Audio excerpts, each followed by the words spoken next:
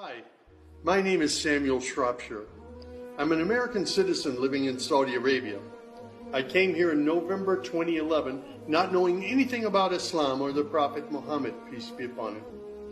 Most of what I had heard was extremely negative. In America, our news channels boosted their on-air ratings by regularly sensationalizing breaking news of terrorism.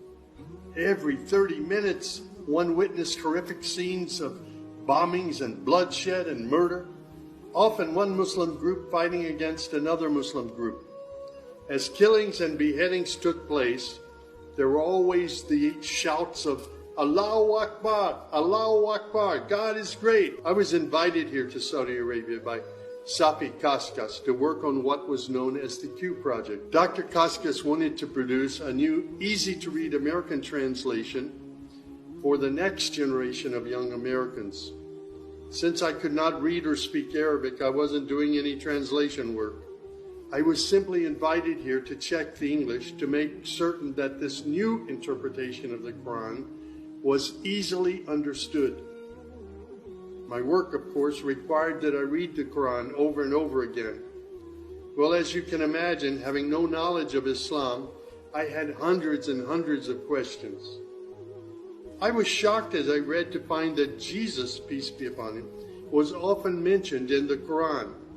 Jesus was presented as one of the greatest prophets. And even the story of the virgin birth was mentioned there. Many of the miracles that Jesus had done, I found them in the Quran. There were even a couple of Jesus miracles mentioned in the Quran that were not mentioned in the Bible. Evenings were mostly spent alone in a bedroom that had been set up for me in Dr. Safi's office.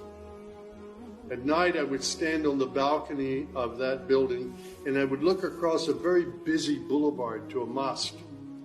And I would hear the calls to prayer. I would see men and women coming to the mosque and leaving the mosque. Children were playing football in the mosque parking lot. Except for the minaret, it appeared to me to look like a typical Christian church in America. My heart longed to be in that mosque. I felt compelled by God to go there. A few months later, I got up the courage to walk down the street and to knock on the door of Taqwa Mosque. Now, nobody knocks on the door of a mosque. Normally, they just open the door and they walk right in. But I was not sure how I'd be received, so I stood there knocking until someone came to the door. That person simply said, "May I help you?" I said, "My name is Samuel. I'm a Christian from the United States. Is it okay if I come inside?" And that man, Shafiq Zubir, who was the caller to prayer, he reached out and he hugged me and he said, "Of course, come in." I sat in the back of the mosque during prayer times for 3 days. I didn't understand what was going on. I saw men standing, bowing, putting their heads to the floor as the Imam led them in prayer. I had little knowledge about what was happening, but I felt God's presence in that mosque. And the men of Taqwa Mosque were so friendly to me. After 3 days, I asked Shafiq if he could teach me the first surah of the Quran, Al-Fatiha. This was a necessary element in praying the 5 daily prayers. I was memorizing sounds, but I didn't know what the sounds meant. So I started comparing them with an English translation I had, and I realized that there was nothing in Al-Fatiha that was inconsistent with Christian teaching.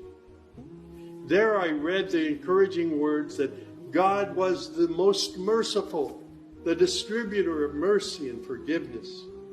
My heart was being strangely touched by the words of the Quran and the love displayed by the men of Taqwa Mosque. Dr. Sadiq Malki would later drive me to the Islamic Education Foundation in Al-Hamra, neighborhood of Jeddah, where I said Al-Shahada. According to Islam, we're all equal. There's none above another. There are scholars, but their role is educational. As for the relationship with God, it's personal, it's direct. The faith itself is simple and clear. It's summed up in just 6 points. There is one true God who is unlike any other being. He is neither born nor does he give birth. He has neither spouse nor offspring. Nothing is comparable to him. He's all-powerful. He knows everything perfectly. He is the most merciful. Secondly, a belief in angels who are indeed the servants of God. They obey God's bidding and they do whatever they're commanded to do. They don't have any free choice. Thirdly, there's a belief in divine revelations. Islam acknowledges that God revealed scriptures including the Torah, the Gospel, the Psalms.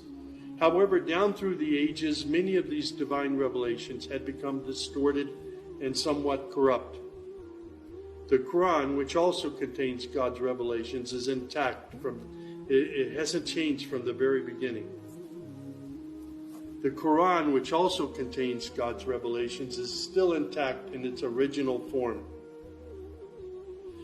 Fourthly, there's a belief that in all earlier prophets and God's messengers, not just Muhammad.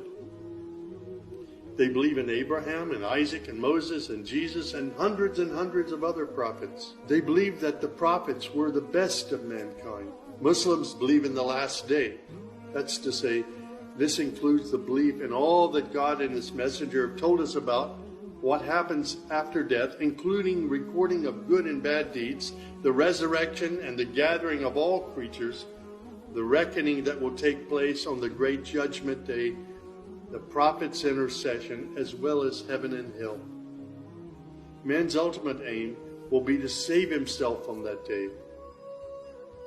Muslims believe in the divine destiny of predestination.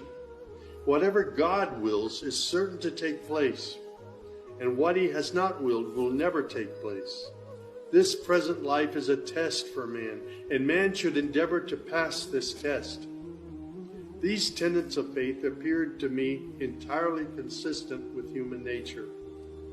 And then I asked, how can one become a Muslim?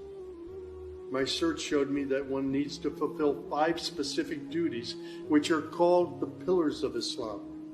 These are: first, a declaration to believe and to say verbally, I witness that there is no other deity other than God, and that Muhammad, along with all the other prophets, is God's messenger. Prayer is an important part of a Muslim's life. Muslims seek to maintain the 5 daily prayers. These are spread out over the day and night. Thirdly, there's the zakat. 2.5% of one's property is an obligatory charity, provided that one owns more than a certain threshold and holds it for a year. Then there's fasting. Fasting is an important part of the Muslim's life. Muslims fast throughout the month of Ramadan.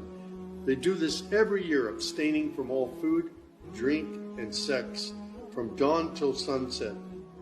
One must also refrain from futile arguments and quarrels and forbidden things.